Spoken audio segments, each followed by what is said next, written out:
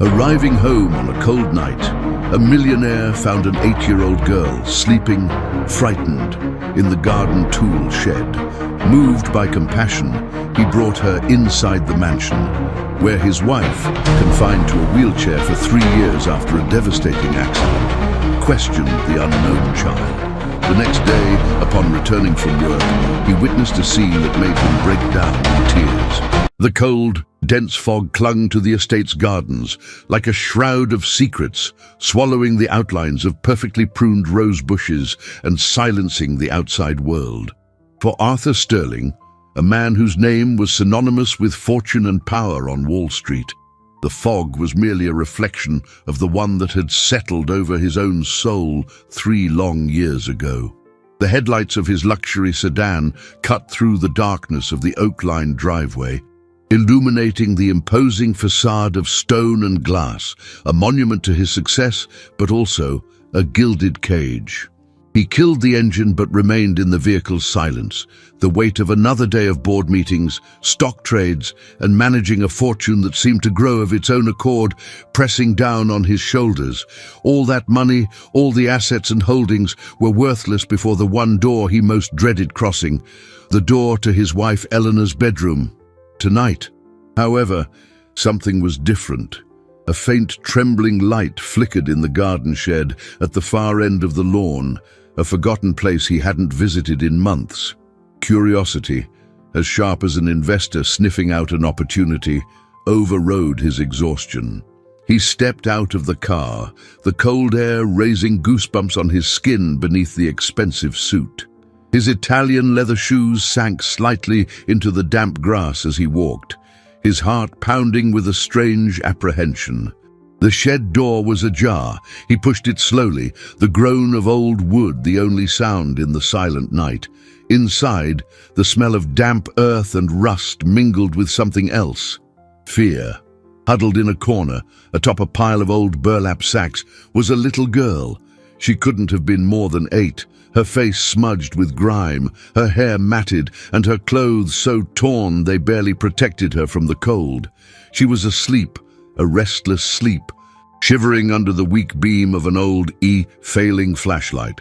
Arthur's instinct, the multi-millionaire accustomed to solving problems with a single phone call, was to summon security.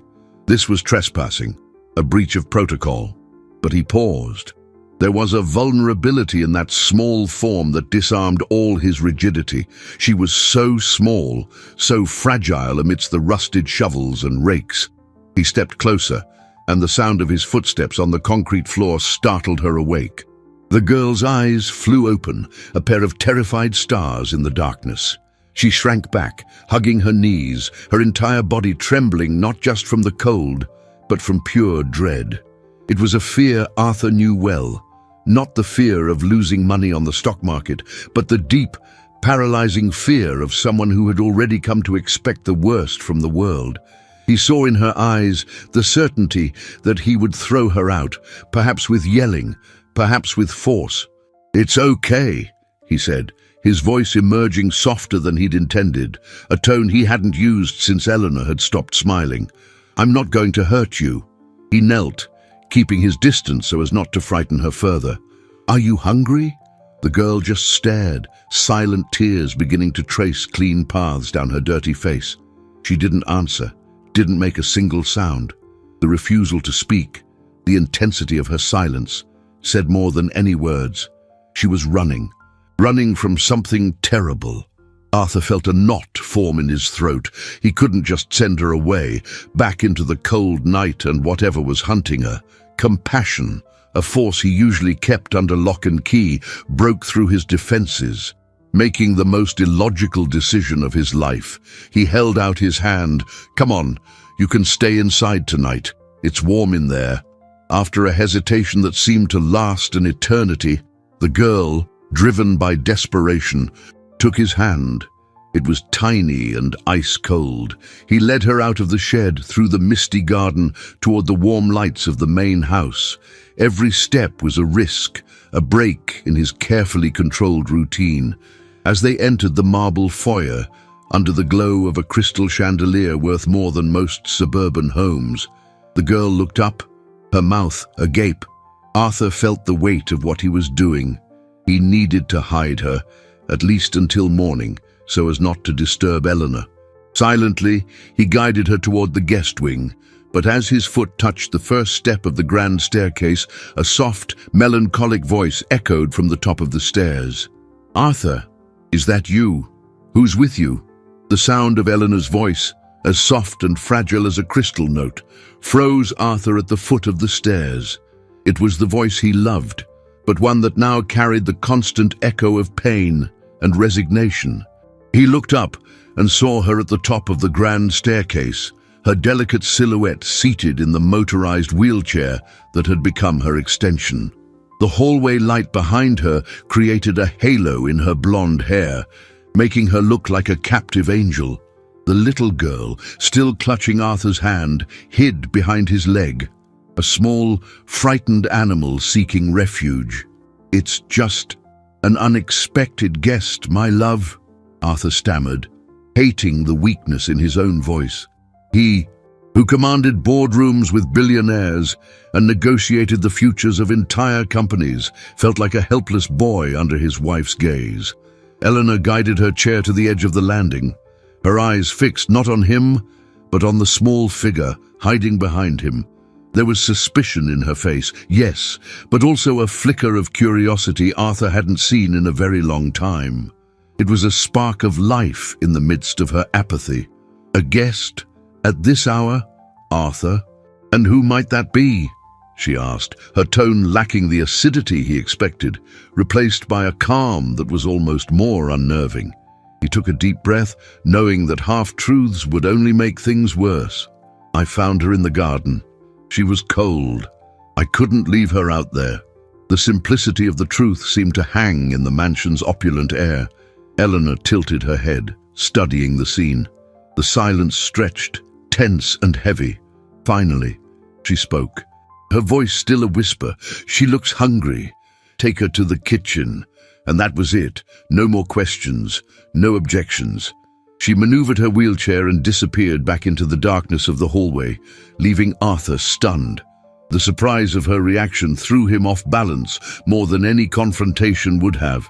He looked down at the girl, who peeked out from behind his leg, her eyes wide with relief. "What's your name?"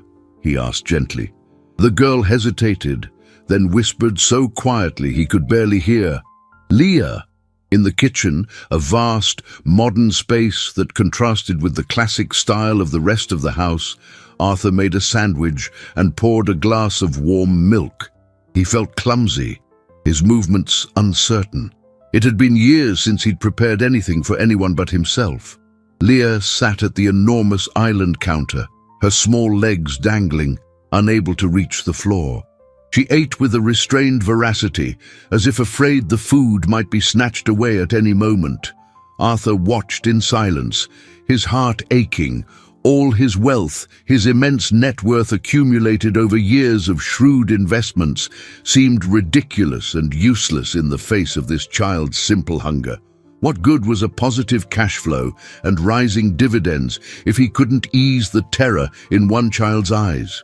When she finished, he tried again, in the calmest voice he could manage. "Leah, where did you come from? Do your parents know where you are?" The reaction was instant. The brief glimmer of comfort on Leah's face vanished, replaced by the same mask of terror he'd seen in the shed. She shook her head vigorously, her eyes filling with tears again. "No, please," she mumbled, her voice thick. "Don't make me go back." Go back where? To whom? The questions burned in Arthur's mind, but he saw that pushing her would only cause more pain. He nodded, backing off. "All right, you don't have to go back. You're safe here." Later, he settled her into a guest room, a space larger than any place she had likely ever slept. He swapped the silk sheets for simpler cotton ones and tucked her into the soft bed. She curled up under the covers, looking even smaller in the immense mattress. He left a nightlight on and gently closed the door. When he turned, his heart leaped. Eleanor was there, waiting for him in the silent hallway, the expression on her face an unreadable mixture of sadness and an intensity he couldn't decipher. "She reminds me of you," Arthur, Eleanor said, her voice cutting through the silence. The way she looks at the world, as if she expects it to crumble at any moment. Eleanor's observation hit him like a punch. She reminds me of you. Arthur stood frozen in the lavish hallway, the Persian rug beneath his feet suddenly feeling like an abyss. He didn't know what to say. Eleanor had a gift for seeing through his defenses, for touching the wounds he tried so hard to hide under layers of success and control. It was true. Since the accident, he had lived with the constant feeling that the floor could give way at any moment, that the fragile stability he had built for Eleanor could shatter. The girl, Leah, was an unexpected mirror to his own tormented soul. "She's just a scared kid, Eleanor," he replied, his voice a little harsher than he intended, an automatic defense mechanism. Eleanor was unfazed. She maneuvered her chair closer, the electric motor a soft whir in the night's stillness. "All scared children need a safe place, Arthur. You know that better than anyone." With those cryptic words, she turned and moved slowly toward their bedroom, leaving him alone with his tumultuous thoughts. The next morning, Arthur woke before dawn, a habit forged by years of tracking the opening of the Asian markets. His first concern, however, wasn't his crypto portfolio or the price of gold, but the small guest in the room down the hall. He found her sitting on the edge of the bed, already dressed in the same ragged clothes from the night before, staring out the window at the waking garden. There was a stillness about her, a resignation of someone used to waiting. When he opened the door, she turned but the terror from before had been replaced by a watchful caution. He had procured new clothes from the housekeeper, Mrs. Gable, a discreet and efficient woman who asked no questions. He left the set on an armchair and told Leah breakfast was waiting. He had to leave for an unavoidable meeting about a new investment fund, but the idea of leaving her alone with Eleanor made him uneasy. His wife's emotional stability was as delicate as her physical condition. When Arthur returned home late that afternoon, an unusual silence hung over the mansion. He found Mrs. Gable in the kitchen, her expression worried. "Mrs. Sterling didn't want any lunch, sir. And the girl, she's been in the missus's room all morning." Arthur's heart froze. He hurried to Eleanor's room, fear pounding in his chest. The door was slightly ajar. He peeked inside, and the scene he witnessed made him stop. His breath caught in his throat. Eleanor was in her wheelchair, as always, near the large window overlooking the garden. But she wasn't looking out. Her eyes were fixed on Leah, who was sitting on the floor at her feet. The girl wasn't playing. With intense concentration, she was holding Eleanor's foot in her small hands, gently moving it, stretching the muscles with a technique that seemed strangely professional. She massaged the calf with her thumbs, applying precise pressure to specific points. Her lips pursed in focus. Eleanor watched, her face a canvas of conflicting emotions. There was surprise, curiosity, and something more. A flicker of interest Arthur hadn't seen in years. He noticed that his wife's leg, usually stiff and lifeless, seemed relaxed under the girl's touch. "What are you doing?" Eleanor asked, her voice a whisper. Leah didn't stop her movements, but answered in the same quiet voice as before. "I'm helping the muscles remember." "Remember what?" Arthur wondered, a chill running down his spine. The scene was as surreal as it was mesmerizing. An 8-year-old girl, found in his garden, performing what looked like a physical therapy session on his wife, who had been paralyzed for 3 years. He backed away silently, closing the door with care so as not to interrupt. A flood of questions washed over him. Who was this girl? Where did this knowledge come from? He spent the rest of the afternoon in his study, unable to concentrate on the performance charts of his investments. The mystery of Leah was more captivating and unsettling than any market fluctuation. As evening fell, he went to check on Eleanor again. He found her asleep in her chair, a small, serene smile on her lips, something he hadn't seen since before the accident. And at her feet, asleep on the rug with her head resting on one of Eleanor's knees, was Leah. The sight of that unexpected peace filled him with an emotion so overwhelming he had to lean against the doorframe to keep from collapsing. But as he looked closer, he noticed something that put him on high alert. Next to Leah's sleeping hand was a small, hardcover notebook, open to a page with detailed anatomical drawings of the human spine. The small hardcover notebook was an anachronistic object in the hands of a child. Arthur approached in silence, his heart hammering. He crouched down, trying not to disturb their serene sleep. The pages were filled with elegant, precise handwriting, clearly an adult's but the drawings were unmistakable. Diagrams of the spinal cord, notes on nerves and muscles, sequences of rehabilitation exercises. They were technical, complex sketches, the kind of material one would expect to find in a specialist's office. Next to a particularly detailed diagram of the lumbar region was a note. Muscle memory persists even when the neural connection is severed. The secret is to reawaken it. Reawaken it. The words echoed in Arthur's mind, connecting with what Leah had told Eleanor. I'm helping the muscles remember.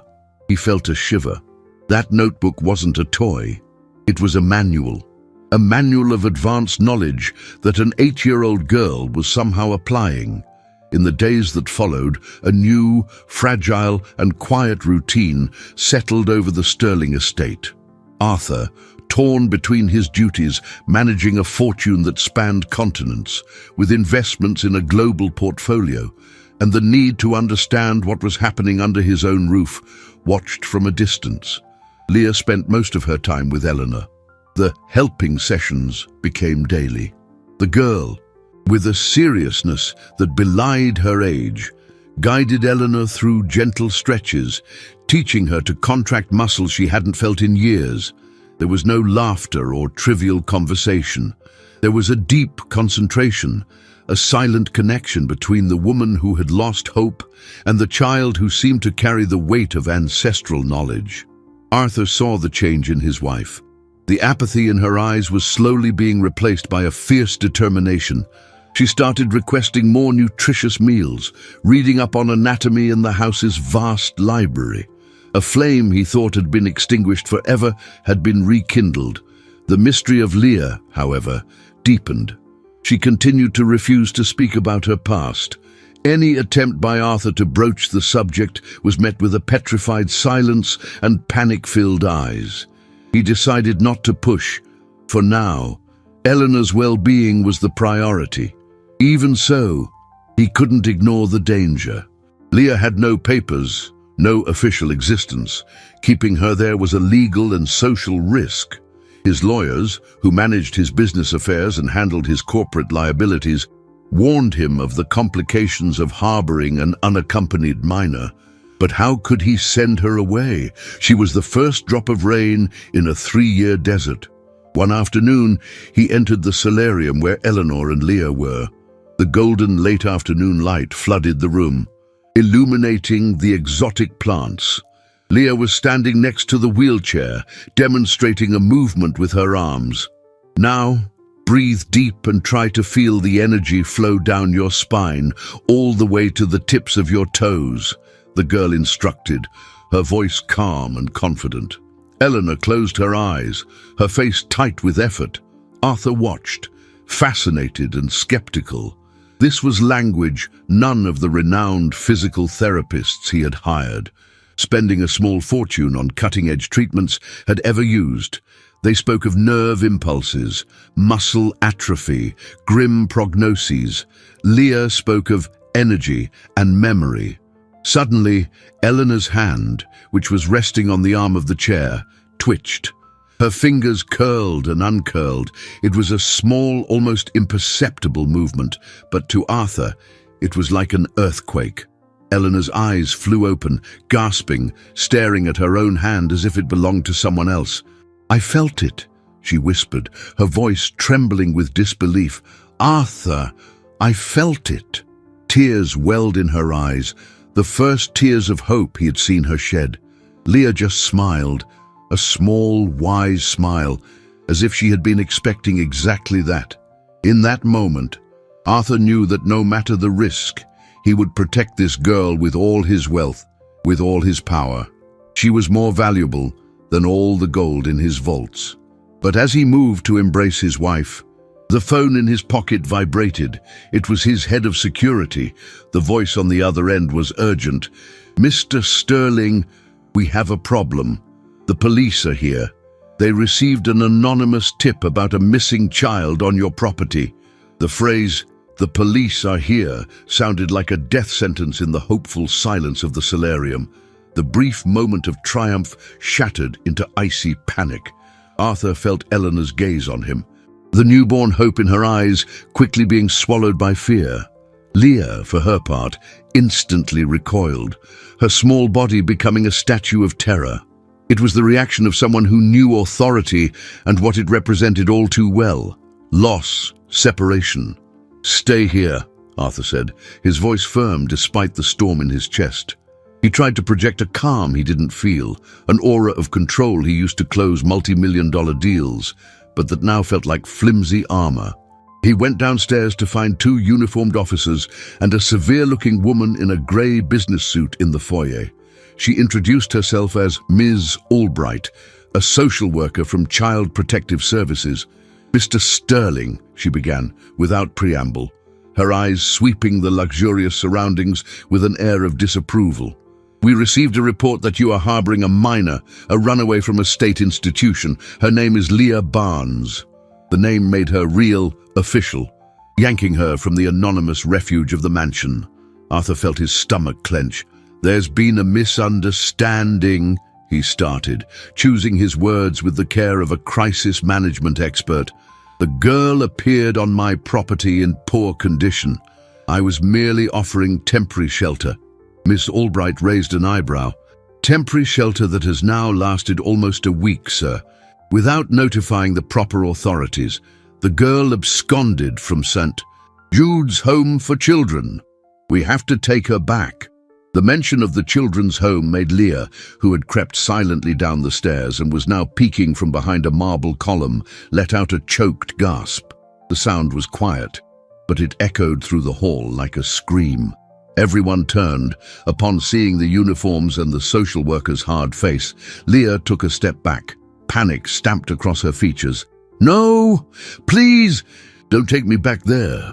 Her voice was a desperate plea, breaking the silence she had so long maintained about her past. "It's bad there. They don't take care of you." Ms. Albright sighed, a weary, bureaucratic sound. "Every child says that, dear. It's a safe place. Now come along, let's make this easy for everyone." She took a step toward Leah, but Arthur moved, blocking her path. "She isn't going anywhere until my lawyers arrive," he declared, his tone the ice-cold one of a man used to giving orders and being obeyed. He was no longer the worried husband. He was Arthur Sterling, the financial titan, the man whose net worth could buy and sell small companies before breakfast. He was protecting his most precious asset. The police officers exchanged an uneasy glance. The situation escalated quickly. While Arthur was on the phone with his legal team, Eleanor came down in the house elevator, positioning her wheelchair beside Leah in a silent, powerful gesture of protection. The arrival of the lawyers turned the mansion's foyer into a makeshift negotiation room. Terms like temporary custody, guardianship petition, and institutional negligence investigation were thrown back and forth. In the middle of it all, Leah trembled, clinging to Eleanor's wheelchair like a life raft. Miss Albright, pressured by Arthur's formidable legal team, agreed to delay the girl's removal until a preliminary hearing could be scheduled, but she left a clear warning. "The system doesn't favor impromptu solutions, Mr. Sterling. The law is clear. She belongs to an institution." When they finally left, a heavy silence settled over the house. The threat hadn't passed. It was merely hovering, waiting. Later that night, Arthur found Leah in the garden, sitting in the same spot where he had first discovered her. She was looking up at the stars, her face pale in the moonlight. "My grandma's up there," she said, without turning. She was a physical therapist, One of the best. She taught me everything, said I had the gift in my hands. For the first time, she was speaking of her past. She developed these different techniques for people who couldn't walk anymore. She said that hope was the first muscle you had to exercise. Arthur sat beside her on the damp grass. The revelation was stunning, a crucial piece of the puzzle. Why did you run away from the children's home, Leah? Leah finally turned to him, her eyes shining with unshed tears. Because they took Grandma's notebooks. They said it was nonsense and they were going to throw them all away. It was all I had left of her. It was the inheritance she left me. Leah's confession, delivered with the devastating simplicity of childhood, reframed the entire situation for Arthur. This was no longer just about protecting a scared child. It was about safeguarding a legacy. The notebooks weren't just notes. They were the inheritance of a life dedicated to healing, a treasure of knowledge that ignorant bureaucrats were about to destroy. Arthur's determination, once fueled by hope for Eleanor's recovery, now burned with a sense of justice. Protecting Leah meant protecting her grandmother's work, knowledge that could revolutionize countless lives, just as it was beginning to transform his own. The following morning, the mood in the mansion was one of tense calm. The threat of the custody hearing loomed over them, a dark cloud on the horizon. Arthur mobilized his legal team, instructing them to investigate St. Jude's Home for Children thoroughly. He wanted to know everything, its history, its finances, any registered complaints. If there was neglect, he would find it. The wealth he had accumulated, which often felt like an abstract burden of numbers on a screen, now had a visceral purpose. Meanwhile, a new and unexpected obstacle emerged from a source Arthur would never have imagined: the medical community. Eleanor's progress, though slow, was undeniable. She could now wiggle her toes and feel brief tingling sensations in her legs, sensations doctors had declared impossible. Excited, Arthur had shared this news with Dr. Evans, Eleanor's neurologist, a renowned but conservative man. The reaction was not what he had hoped for. The doctor, instead of celebrating, expressed a cold skepticism. "Arthur, I understand your optimism, but we must be realistic," he said during a tense phone call. "These techniques from an untrained child are, at best, a placebo effect. At worst, they could be dangerous. Improper stimulation can cause permanent damage." The doctor's words were a bucket of cold water. He dismissed Leah's knowledge as unconventional and refused to endorse any treatment that didn't follow established protocols. Dr. Evans's skepticism was more than a professional opinion. It was a barrier. Without the support of a medical authority, his fight for Leah's custody would become even more difficult. The social worker could easily argue that he was subjecting his wife to risky practices, influenced by a child. The situation grew more complicated when, a few days later, the housekeeper, Mrs. Gable, entered Arthur's study, her face pale. "Sir, there's a man at the gate. He says he's the girl's uncle." Arthur felt his blood run cold. Uncle. Leah had never mentioned any other family. He went to the main gate, apprehension growing with each step.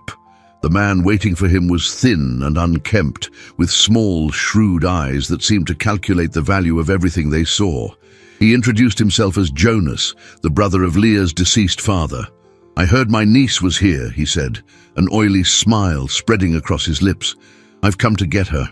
After all, I'm the only family she's got." The arrival of Jonas was a disaster.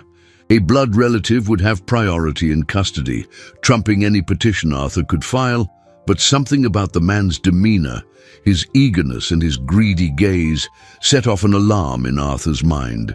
He didn't seem driven by familial concern. He seemed driven by opportunity. Arthur invited him in, maintaining his composure while discreetly instructing his head of security to run a full background check on Jonas. In the living room, the man couldn't hide his awe at the wealth around him. His eyes gleamed at the paintings, the furniture, the quiet luxury.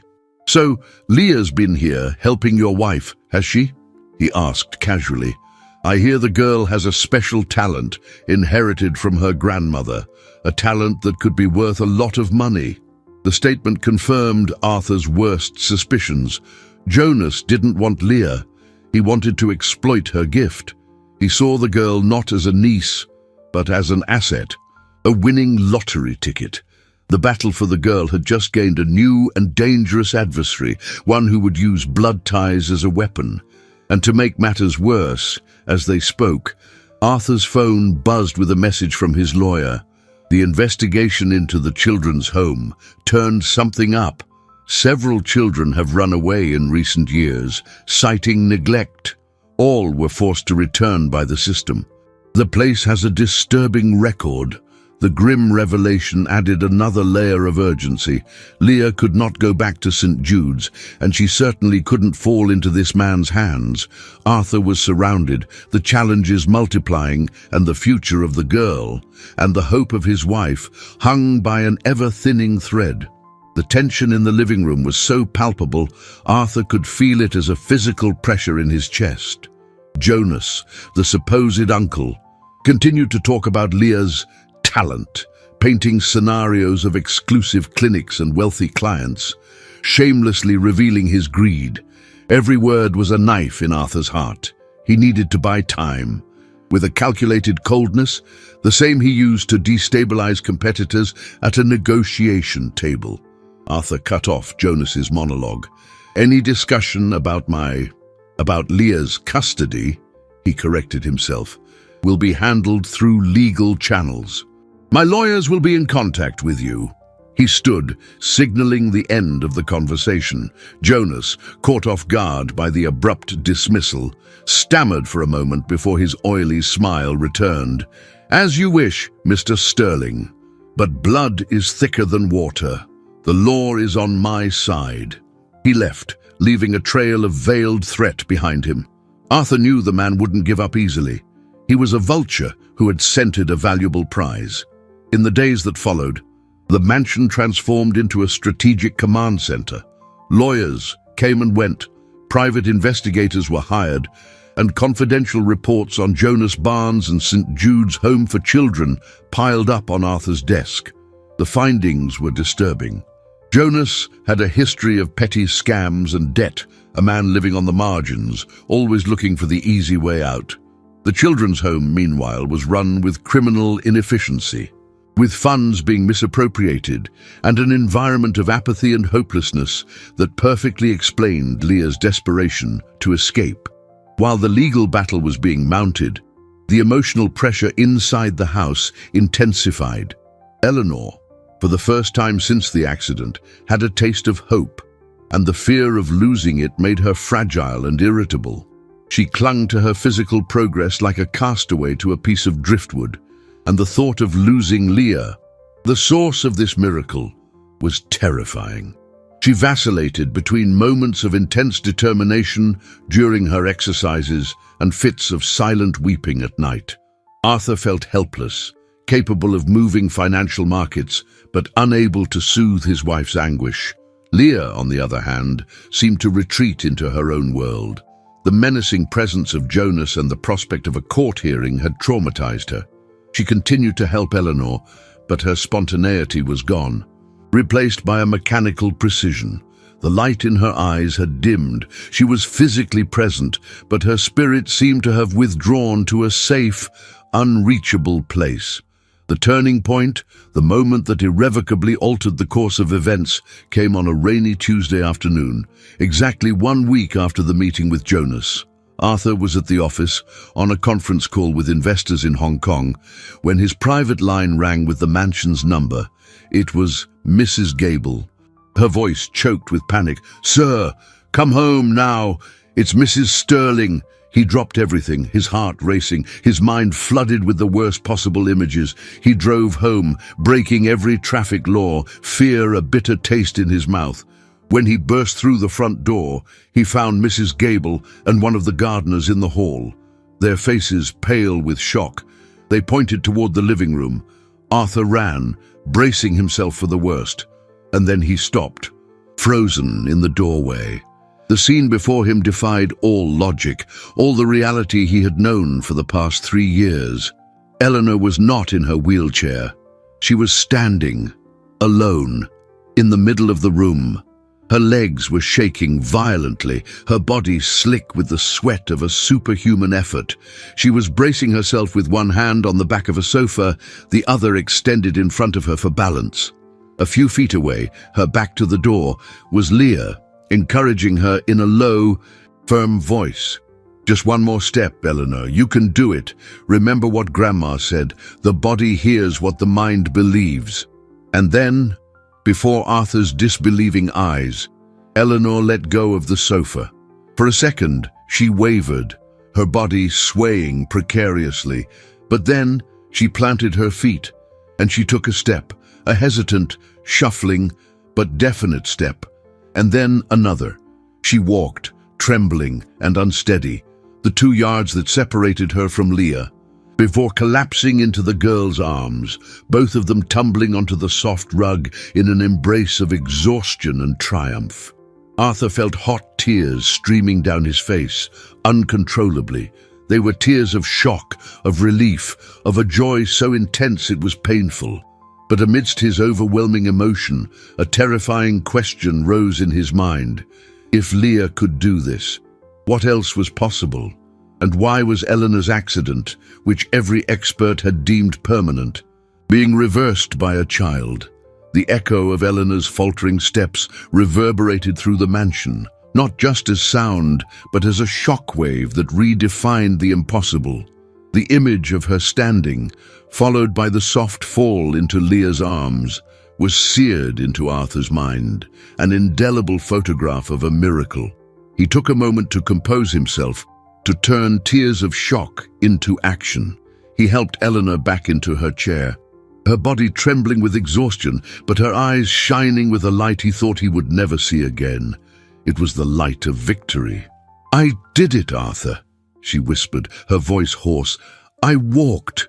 He kissed her forehead, his heart overflowing with a mixture of euphoria and a growing fear. The miracle was undeniable, but it was also evidence. Dangerous evidence of the power contained in Leah's knowledge. A power men like Jonas wanted to exploit, and institutions like Dr. Evans's wanted to discredit. Eleanor's achievement, however, deepened the relationships within the house in complex ways. Her reliance on Leah was no longer just physical, but profoundly emotional. She saw the girl not as a child to be protected, but as her savior, her guardian angel. This adoration, while understandable, placed immense pressure on Leah's small shoulders. Arthur watched them together, the complicity between them palpable. Leah was no longer just a guest. She was the gravitational center around which the family's hope now revolved. Arthur's relationship with Eleanor also transformed. The guilt that had haunted him, the sense that he had failed to protect her, began to recede, replaced by a renewed admiration for her strength. He watched her fight, watched her sweat and struggle every day, and he fell in love with her all over again, not with the woman she was before the accident, but with the warrior she had become. While the emotional dynamics inside the mansion deepened, the outside world grew increasingly hostile. The news of Eleanor's miraculous progress, whispered by house staff, inevitably leaked. First, it was a blind item in a gossip column, then a speculative article on a news portal. The story of a mysterious girl healing the paralyzed wife of billionaire Arthur Sterling was irresistible. This attracted unwanted media attention and, worse, intensified the scrutiny from the authorities. Ms. Albright, the social worker, requested a psychological evaluation of Leah and an unannounced home visit, arguing that the girl was being subjected to undue performance pressure. Jonas, the uncle, used the publicity to his advantage, giving interviews to tabloids, painting himself as a concerned relative fighting to rescue his niece from the clutches of an eccentric millionaire who was exploiting her. He was building a public narrative that favored him, making Arthur's legal battle even steeper. The biggest challenge, however, came from a completely unexpected direction. During routine research for the custody case, one of Arthur's investigators discovered a seemingly insignificant detail about Eleanor's accident. The accident occurred when scaffolding from a nearby construction site collapsed onto her car. At the time, it was ruled a tragic accident, a freak occurrence. The construction company responsible, Imperial Construction, paid a substantial settlement, closing the case. Arthur, devastated at the time, had accepted the deal to avoid a prolonged court battle. Now, the investigator found something new. Imperial Construction, the same company from the accident, was facing multiple lawsuits for negligence and use of substandard materials on other projects. The discovery was like a lightning strike. Arthur had never connected the dots. His mind, trained to see patterns in stock markets and cash flow, began working furiously. Why would a company with a history of negligence have its case settled so quickly? Was the settlement a way to buy his silence, to prevent a deeper investigation that could expose systemic failures and cost them a fortune in other lawsuits? The suspicion cast a new, sinister light on everything. And then came the connection that made him gasp. In one of Imperial Construction's financial reports, a consulting payment caught the investigator's eye.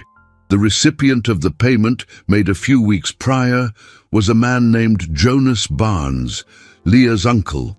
The revelation was devastating. It was no coincidence. The company responsible for his wife's paralysis was now, somehow, linked to the man trying to take Leah from his home. The battle for the girl's custody wasn't just about family or institutional neglect.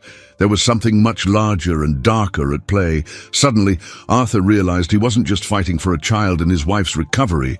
He had stumbled into a conspiracy, and Leah, with her miraculous gift, was, for some terrible reason, the key to it all. The discovery of the link between Imperial Construction and Jonas Barnes was like a key turning in a secret lock, opening a door to a dark and threatening corridor. Arthur felt a chill run down his spine, the kind he got when a promising investment turned out to be a well-architected fraud. The consulting payment was clearly a bribe. The company that had crippled his wife was funding the man who wanted to take away her only hope of healing. The question was, why? What did Imperial Construction fear so much that they would get involved in a custody dispute? The answer, he suspected, lay in the notebooks of Leah's grandmother and in Eleanor's progress. If the girl's techniques could prove that Eleanor's condition was not permanent, it could reopen the accident case. The freak occurrence would become a case of negligence with ongoing, recoverable damages, exposing the company to a lawsuit of astronomical value, far greater than the initial settlement. Worse, it could set a precedent for other victims.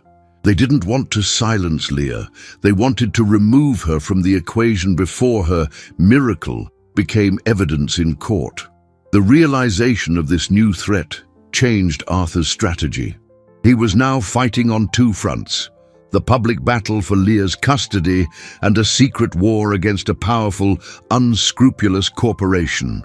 He moved a significant portion of his capital into more liquid funds, preparing for a long and costly legal fight. His lawyers began quietly gathering every piece of information they could on Imperial Construction, its executives, and its other lawsuits. It was a dangerous game. He was going up against a company that would not hesitate to use its power and wealth to crush him. Meanwhile, the pressure on Leah became unbearable. The girl, gifted with a keen intuition, sensed the tension in the house. She saw the lawyers, heard Arthur's urgent phone calls, and noticed Eleanor's worried glances.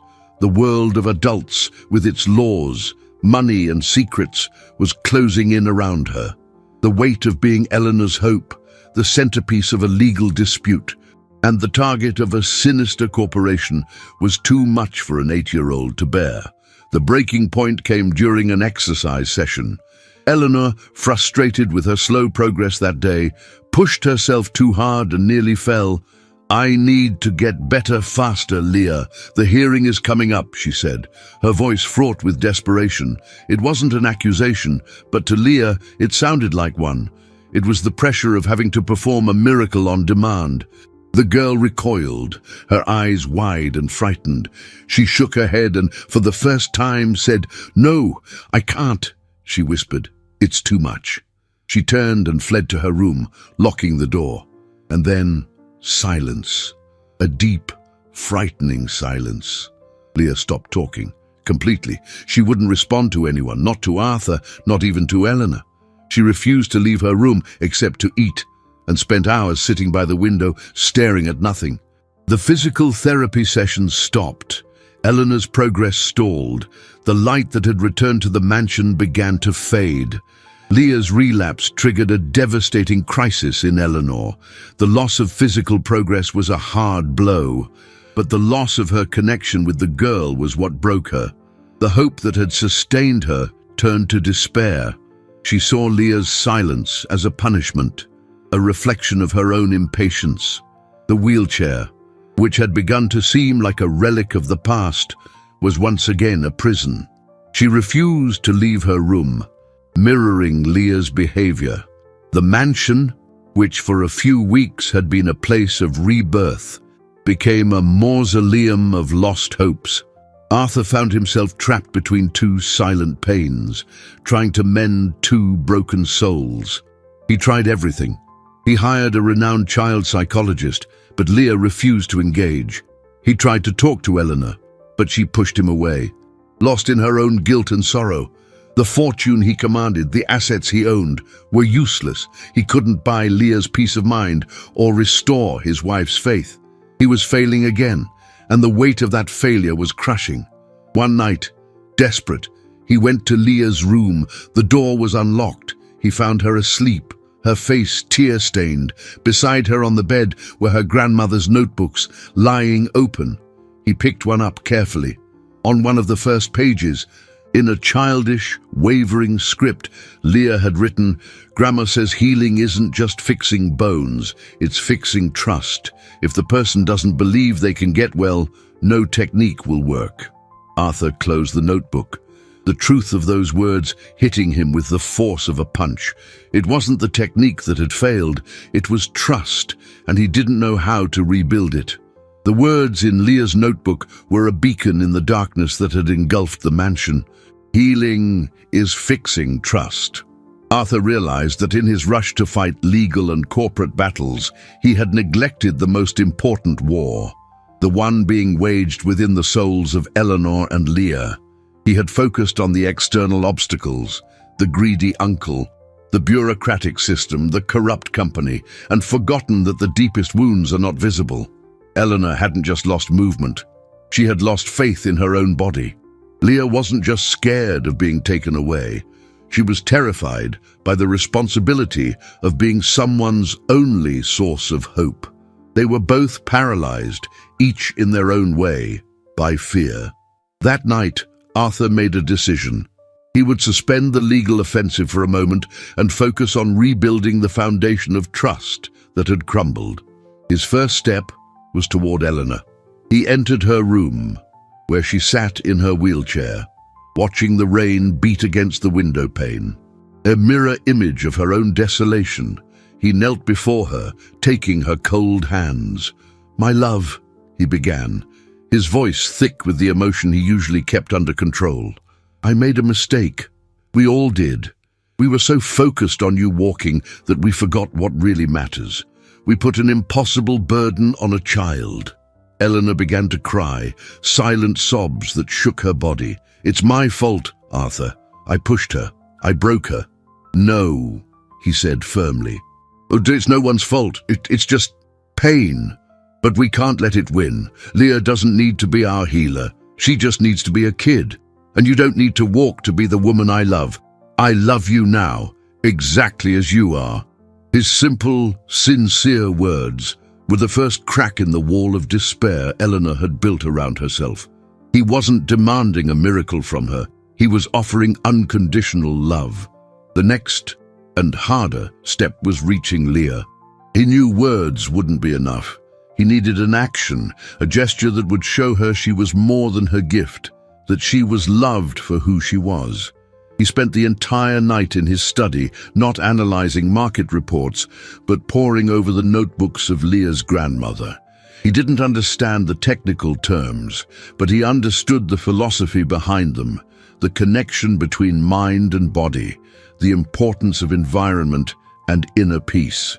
The next morning, he went to Leah's door and, instead of asking her to come out, he entered with a breakfast tray and one of the notebooks. He sat on the floor, at a respectful distance, and began to read aloud. Not the exercise instructions, but the personal notes the grandmother had written in the margins. They were reflections on patience, on the beauty of small victories, on how every patient was a unique journey. Leah watched him, silent, her eyes wary. He did this for 3 days. He asked nothing of her. He just shared her grandmother's words, building a bridge from the past she cherished to the present that terrified her.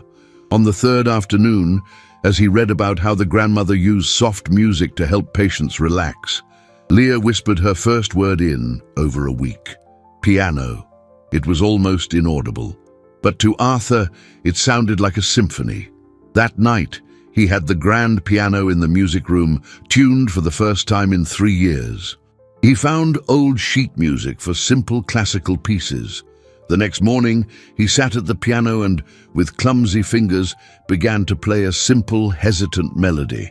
The sound echoed through the silent house. Minutes later, Leah appeared at the door of the music room, drawn by the sound. She said nothing, just stood there, listening. The next day, Eleanor, moved by a curiosity that overcame her apathy, also appeared, positioning her wheelchair near the door. The music, imperfect as it was bringing them together again, creating a safe space where there were no expectations, only notes floating on the air. The real turning point, however, came from an external source. Arthur's lawyer called, his voice tense. "Arthur, I have terrible news. Imperial Construction found out about our investigation. They're counterattacking. They've filed a motion to expedite Leah's custody hearing, and simultaneously, they're filing a defamation suit against you, claiming you're trying to tarnish their name to renegotiate the accident settlement. They're cornering us." The news was a blow, but one that, paradoxically, solidified Arthur's resolve. The threat was no longer abstract. It was imminent and brutal. He realized the time for healing emotional wounds was running out. He had to fight, but this time he wouldn't fight alone. That night, he gathered Eleanor and, with Leah sitting nearby, he explained the situation, not hiding its severity. "They want to take Leah from us, so the truth about your accident never comes out," he said, looking at his wife. "They think that by dividing us, they can beat us." Eleanor looked at Leah, whose silence had been broken, but whose voice was still a fragile thread. "They don't know who they're messing with," Eleanor said. And for the first time, there was no fear in her voice, only steel. She turned to Leah. "Honey, we don't need you to fix us. We need you to be brave with us. Can you do that?"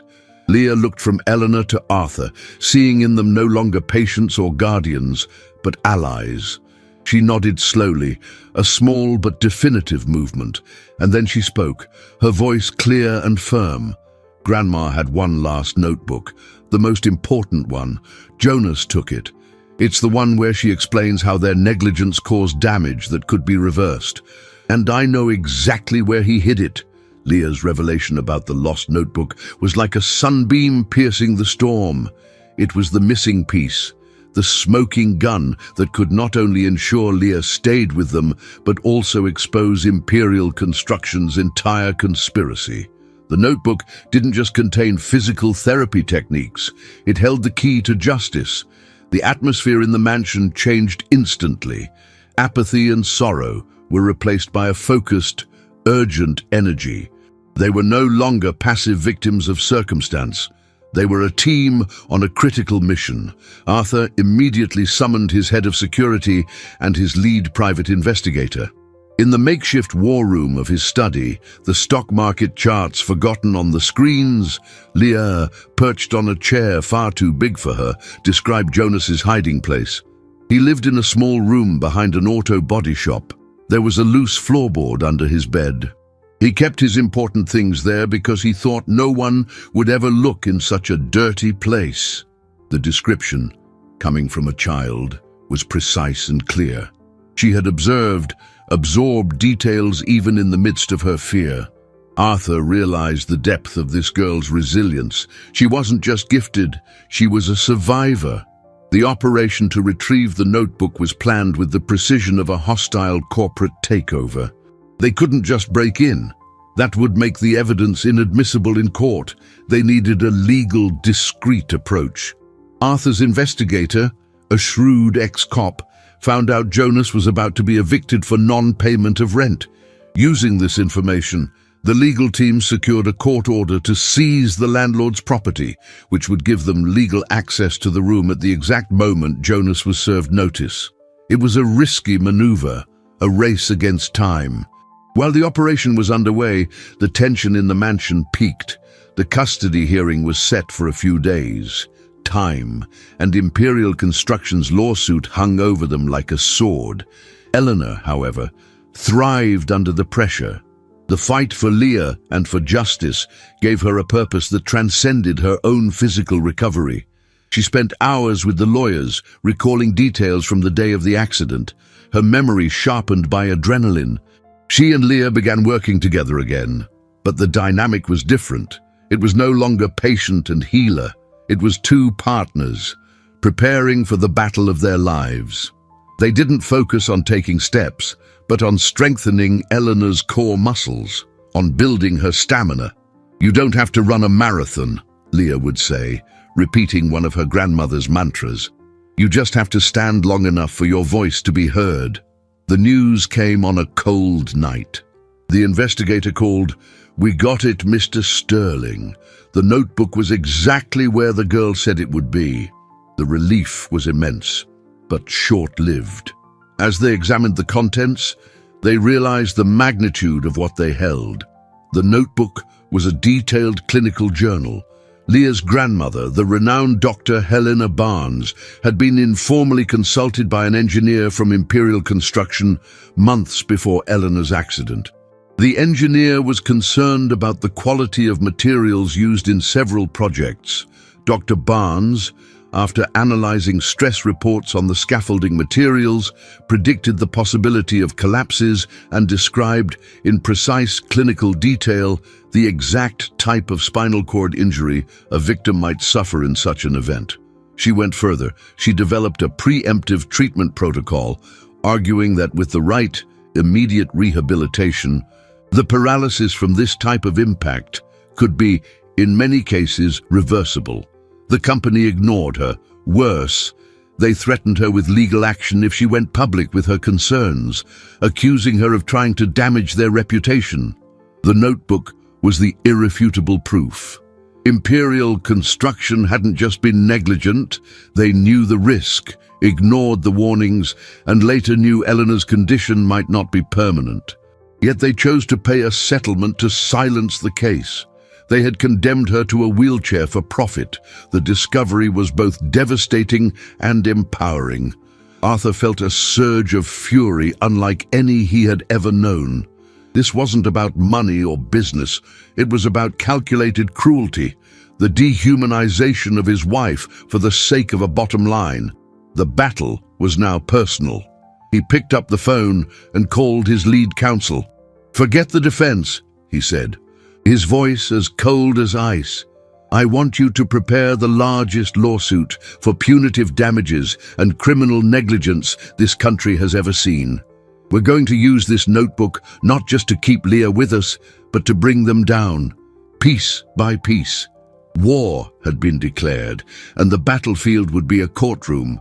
The future of everyone, Leah, Eleanor, Arthur himself, and a billion-dollar corporation, would be decided in a single hearing. The anteroom of the courthouse was a vacuum of silence and cold air conditioning. Each tick of the clock on the wall was like a hammer blow, measuring the seconds that separated them from the moment that would define their futures. Arthur, Eleanor, and Leah sat together, a small triangle of solidarity in the midst of the law's impersonal chill. Arthur, impeccable in his dark suit, could feel his heart hammering against his ribs, a wild rhythm that betrayed his calm exterior. He looked at Eleanor, seated beside him in her wheelchair, not with the fragility of before, but with the regal posture of a queen about to enter battle. Her eyes were fixed ahead, filled with a steely resolve, and Leah, between them, held Eleanor's hand tightly, her small face pale and serious but tearless. She had become a little warrior, ready to face giants.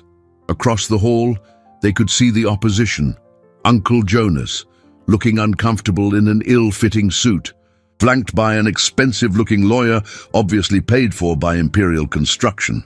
Further back, a group of the company's executives, their faces impassive, watched it all, exuding an air of power and arrogance. When the courtroom doors opened, the air seemed to thin. The judge, a grey-haired man with a stern expression, entered, and the silence became absolute. The hearing began, a whirlwind of legal jargon and formal procedure. Jonas's lawyer spoke first, painting a picture of a loving uncle trying to rescue his niece from an unstable and exploitative environment. He used the publicity, Arthur's wealth, and the unconventional treatment methods as weapons, trying to portray Leah as a victim. Next, Ms. Albright, the social worker, gave her testimony, recommending, based on protocol, that Leah be returned to a state institution until the uncle's custody could be formally established. Every word was a blow, an attempt to dismantle the small family they had formed. Arthur felt the rage building inside him, a helpless fury as the gears of bureaucracy tried to crush them. When it was his lawyer's turn, the climate in the room began to shift. He presented the evidence of the children's home's neglect, the reports on Jonas's dubious character, and finally introduced Dr. Helena Barnes's notebook as evidence. The defense for Imperial Construction, present as an interested party, objected vehemently, but the judge, intrigued, allowed it. Arthur's lawyer read excerpts from the notebook, his calm, firm voice echoing through the court. He read about the ignored warnings, the prediction of the accident, and most crucially, the possibility of recovery. A murmur rippled through the room. The Imperial executives exchanged nervous glances. Jonas began to sweat visibly, but the real bombshell was yet to come. "Your Honor," Arthur's lawyer said, "we have one final witness. We would like to call Mrs. Eleanor Sterling to the stand." Imperial's lawyer shot to his feet. "Objection! Mrs. Sterling is medically incapacitated. Her testimony would be emotionally compromised and irrelevant to the matter of custody." The judge looked at Eleanor, an expression of pity on his face. "Given Mrs. Sterling's condition," he began, but he was cut off, not by a lawyer, but by Eleanor herself. "I can testify." "Your Honor," she said, her voice clear and strong, cutting through the courtroom air. All eyes turned to her, and then the climax of 5 weeks of pain, fear, and hope unfolded. Slowly, with an effort that made every muscle in her body tremble, Eleanor placed her hands on the arms of her wheelchair. She took a deep breath, her eyes locked on the judge. Arthur held his breath, his heart stopped in his chest. Leah squeezed her eyes shut, her small hands clasped as if in prayer. With a groan of exertion, Eleanor pushed. Her body rose, wavering, unstable. She steadied herself, her legs shaking violently, and then she was standing alone, before the court, before her enemies, before the world. She let go of the chair and, steadying herself with one hand on the wooden witness stand before her, she spoke, her voice ringing with the force of thunder. "The miracle this little girl performed is not just in my legs, Your Honor. It's in the truth she helped me find, and that truth deserves to be heard." The silence in the courtroom was absolute, broken only by the gasping breath of a woman who, against all odds, had just stood up to fight. Eleanor's act of standing was more powerful than any legal argument. It was a living, irrefutable testimony that silenced objections and dismantled narratives. The judge, the lawyers, everyone in the room stared at her, no longer as a victim in a wheelchair, but as a force of nature. The look of shock on the faces of the Imperial Construction executives was the first crack in their armor of arrogance. Jonas Barnes shrank in his seat, looking suddenly small and pathetic. Leaning on the stand, Eleanor told her story. Her voice, though trembling from the physical effort, was unwavering. She spoke not with anger or self-pity, but with the clarity of someone who had walked through hell and back. She described the darkness of despair, the spark Leah had ignited, and the slow, painful journey back to life. Then, with the help of Arthur's lawyer, she connected her personal recovery to the corporate conspiracy, using the notes from Dr. Barnes's notebook to explain how the company's negligence had sentenced her to a prison that should never have existed. Eleanor's testimony lasted nearly an hour. When she finished, exhausted, Arthur helped her back into her chair, but the power dynamic in the courtroom had been forever altered. The judge, visibly moved and impressed, dismissed Jonas's custody motion and granted Arthur and Eleanor immediate temporary guardianship of Leah with a clear path to permanent adoption. It was the first and most important victory. The family they had formed was safe, but the battle wasn't over. The revelation of the notebook and Eleanor's testimony opened the floodgates to a scandal of massive proportions. In the days following the hearing, the story exploded in the media. The image of Eleanor Sterling standing in court went viral. Imperial Construction's name was dragged through the mud. The company's stock plummeted, and the district attorney's office opened a criminal investigation for negligence and fraud. The corporation, in desperation, tried to fight back. They threatened Arthur with countersuits, tried to discredit the memory of Dr. Barnes, but it was too late. Their house of cards was collapsing. Victims from other accidents began to come forward, emboldened by Eleanor's courage. The engineer who had warned Dr. Barnes years ago, now retired and guilt-ridden, came to Arthur's lawyers to corroborate the story, providing internal documents he had saved for years. It was the final blow. Facing overwhelming evidence and public pressure, the board of Imperial Construction resigned, and the company was forced into a massive settlement, not just with the Sterlings, but with dozens of other victims. Arthur directed every cent of their portion of the settlement to create a foundation. The Helena Barnes Foundation was born, with a mission to provide innovative rehabilitation treatments based on the notebook's techniques to people with spinal cord injuries who couldn't afford them. The second victory, seeing justice prevail and Leah's grandmother's legacy honored, brought a deep sense of purpose to his life. The money that was once just a number had become a tool for hope. While the external conflicts resolved, the internal healing continued. Safe in her new home, Leah blossomed. The serious, frightened girl gave way to a bright, curious child who filled the mansion with laughter. She never lost her innate wisdom, but she now balanced it with the lightness of childhood. She started school, made friends, and discovered the joy of simply being a girl. Eleanor, meanwhile, continued her recovery. Aided by a team of doctors now eager to learn and apply Dr. Barnes's techniques, she made great strides. She traded the wheelchair for crutches, and months later, took her first fully independent steps in the very garden where it all began.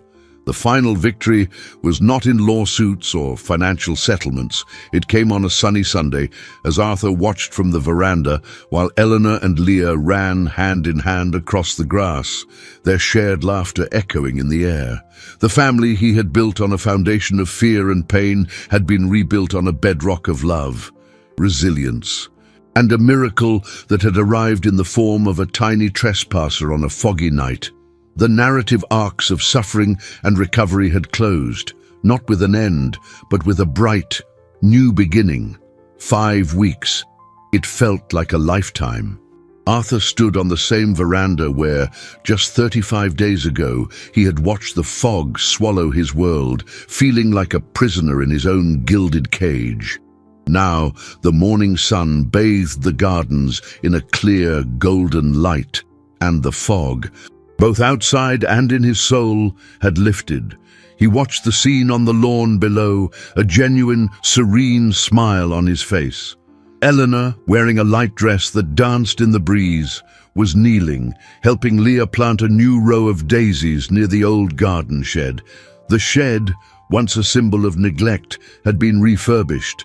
Painted white with blue trim, it was now Leah's playhouse, a small sanctuary of joy where only rust and shadows had been before.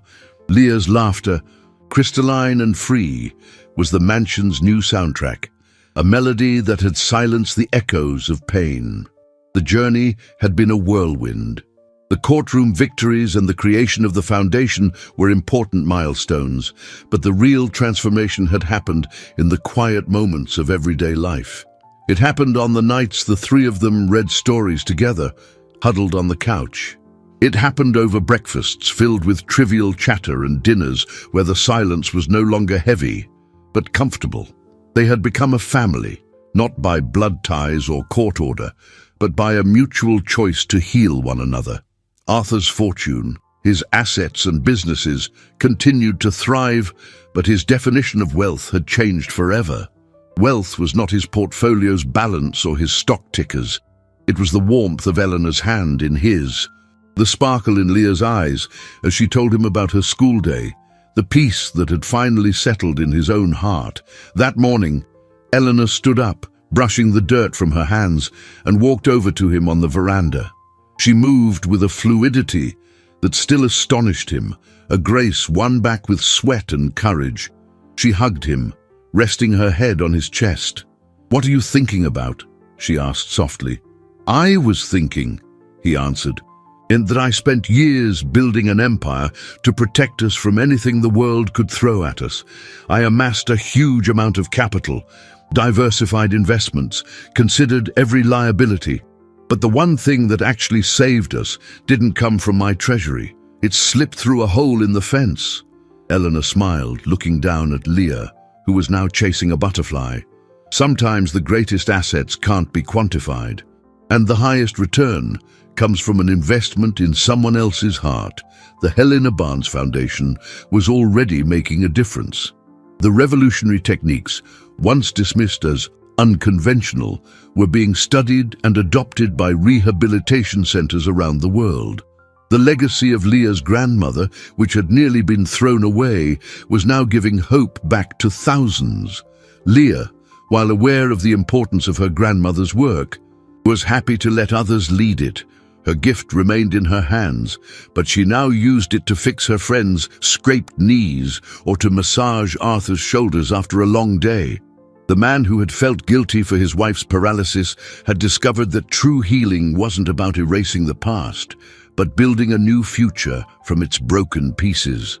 The wife who believed she was condemned to stillness learned that the most powerful strength lies not in muscles, but in the ability to believe again. And the child who had nowhere to sleep became the compass that guided a lost family back home. Later, the three of them walked hand in hand through the garden. As they passed the shed, Leah stopped and pointed to the new daisies. "Grandma used to say that flowers are proof that even after the darkest winter, life always finds a way to bloom again." Arthur looked at Eleanor, then at Leah, and knew that those words were the deepest truth of all. They had survived their winter, and now, under the warm sun, it was time to bloom.